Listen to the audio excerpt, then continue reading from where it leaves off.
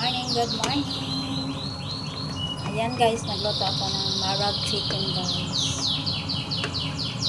Ayan, ginisa ko siya ng onion, garlic, tomato, saka nilagyan ko ng mga spicy guys. So ayan yung mga sangkap niya guys. Hindi pa naluto.